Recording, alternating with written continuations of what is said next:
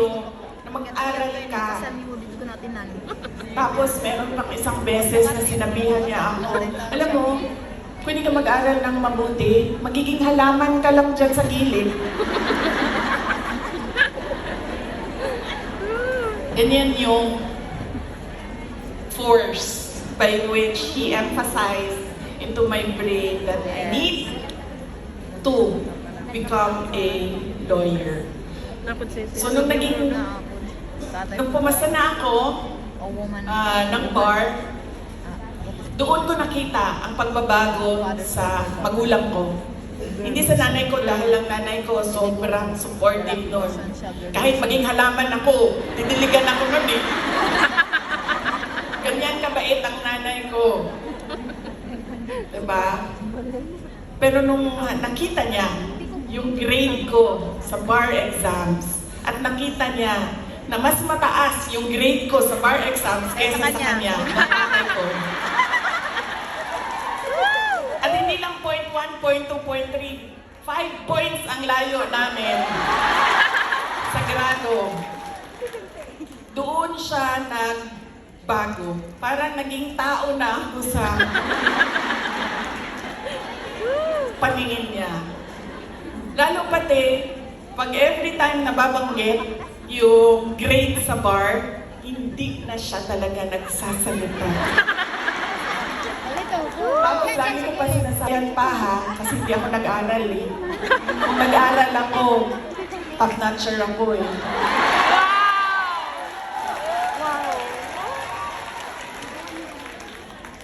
So ngayon, doon, nakita ko na iba na siya kung hindi na parang anak ka lang, hindi na parang pantay na kami. Tao na ako, buong tao na ako sa paningin niya. Ganyan yung emphasis niya sa education. Kaya ganyan din, hanggang ngayon, ganyan din. Alam niyo ba, sa mga apo, kabahan ka pag nagtanong na si PRD kasi didiretso yan, oh, anong grade na ito? Anong eskwelahan? O ito, anong grade na? Anong eskwelahan ito? O ito, anong grade na? Anong eskwelahan? Ganyan. Si PRD kamusta ng apo. Hindi siya, uy, masaya ka ba? May boyfriend ka na ba? May girlfriend ka na? Saan mo gusto kumain? No. Pag makita niya, anong grade na? Anong eskwelahan? Anong grade na? Anong eskwelahan? Okay.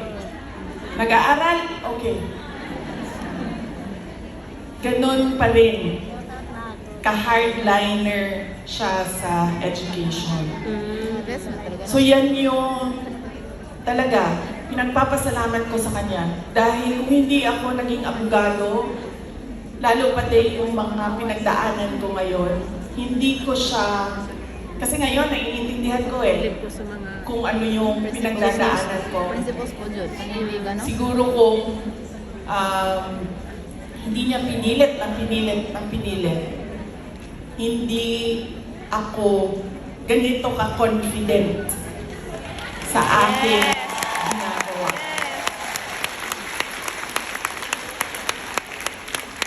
So sana din sa inyong lahat, ganun din. Kaya nung nangangampanya ako nung 2022, lagi kong sinasali ang kampanya, plataforma ko ang edukasyon.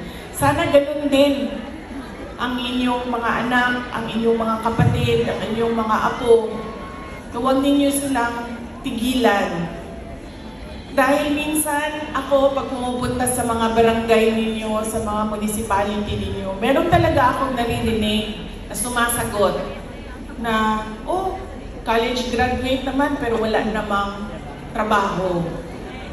Pero, iba din ang trabaho ng college graduate at natapos lang ng grade 6. Iba talaga yon.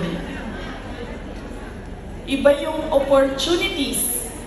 oportunidad na dumadating sa mga nakapagtapos kesa natapos lang ng grade 3, grade 4. At madami yon. Madami yan sa ating bayan ngayon. Na pagdating ng high school, ay sinasabihan yung mga anak, kailangan mo na magtrabaho, tumulong sa pamilya. Kaya dapat wag nating tigilan ang ating mga anak. Paulit-ulit talaga yan. Edukasyon ang susi ng pagbabago ng buhay nila.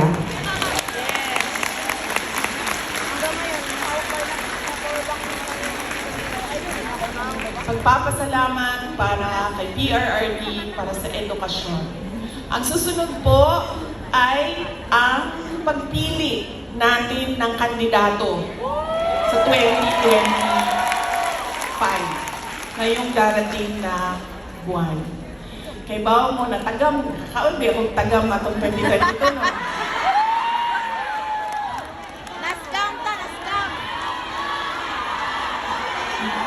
Yan lagi. Meron pa isang beses, Bisaya sa Cebu. Ay sa Cagayan de Oro. Basta, usually kasi pag Bisaya, di ba, diretso na sila di istorya, wala na sila yung break. break. Inday Sara, anak ko, yes ma'am.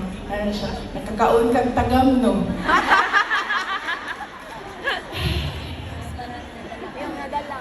Anak na lang po sa iya, sa akin na lang, ma'am. Basta ikaw, makakaon ka o sakto, okay na ko.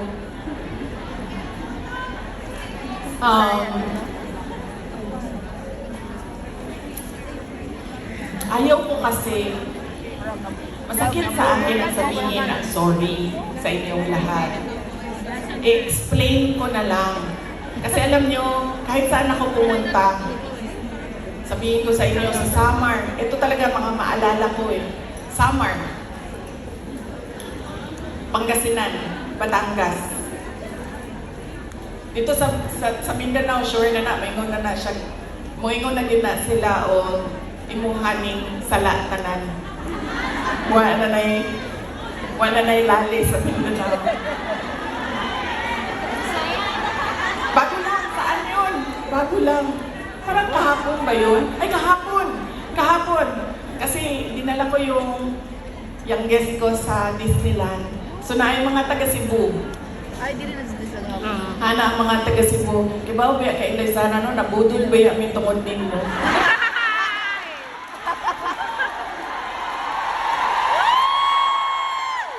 Sabi sa akin, maalala ko yun. Kibaw ka, Inday Sara. Sana Tagalog siya kay kanang waray man ay sanang waray man na sila dito no. So nagtagalog siya sa ako. Sabi niya, alam mo na-scam kami dahil sa iyo. Oh, cute. Lalaki po yan siya niya, senior ba? So wala lang yun ko ni ko ana lang ako pasensya na sir. So akala ko kasi ito na naman tayo sa maling akala.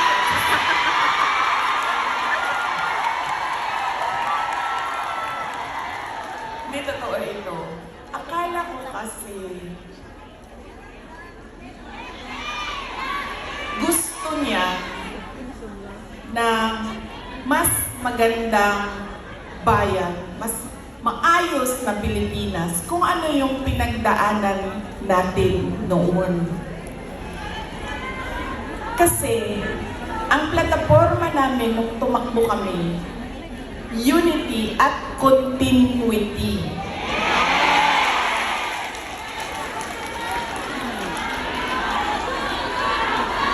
Nabudol lagi.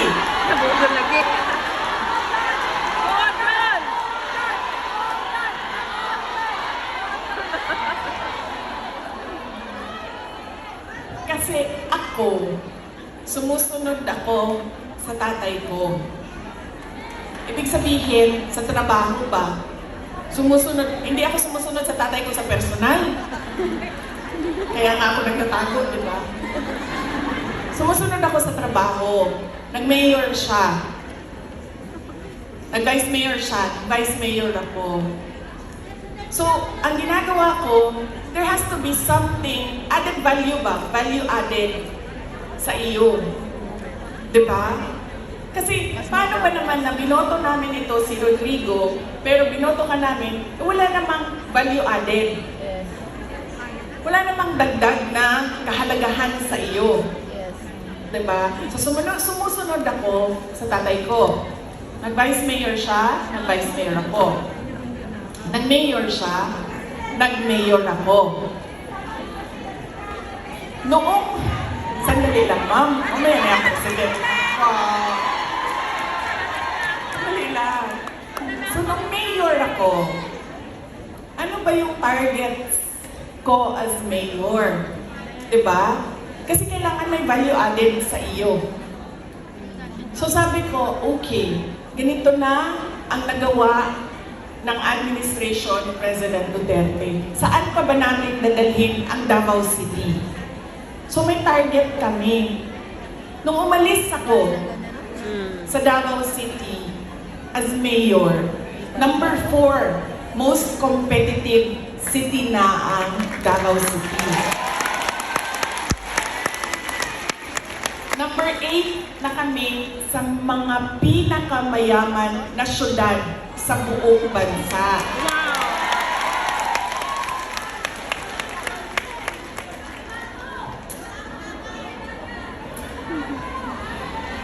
Insurgency-free na ang Davao City. Alam nyo, buong term ni PRD, hindi niya natapos talaga yung problema ng Pakibato. So, nung taga-Pakibato mo, ma'am, mawiyagin na ingon ni PRD, siya mag-NPA lang ka sa Pakibato, ikaw kalaban sa mga sundalo. Ayaw, ganda din na sa UP. Okay. Diba? Hindi niya natapos. And sa akin, meron kasi insidente doon na ako ang mayor, namatay yung opisyal, na napagalitan ako ng nanay. Tiga Visayas yung pamilya. Kausap ko siya sa phone, sabi ko, ma'am, pasensya na, namatay yung anak mo. Ganyan. Napagalitan niya ako. So sinabi ko, sige, tapusin natin yan. So tinapos namin. In 3 years, o 4 years. In 4 years, tinapos namin yung problema sa Pakibato. There has to be something new and something better in you. Akala ko kasi ganyan. Dito ko lang naintindihan na hindi pala lahat ng tao pareho ko mag-isip. Yun yung naging problema. So yun yung kailangan ko ihingi ng pasensya sa inyong lahat. Dahil, sabi nga ni Pastor Kibuloy, dapat lang siguro mangyari ang mga nangyayari para makita natin. Kawawa lang siguro ang mga tao, ang bayan, pero if we talk about the divine, maybe there is a reason for what is happening.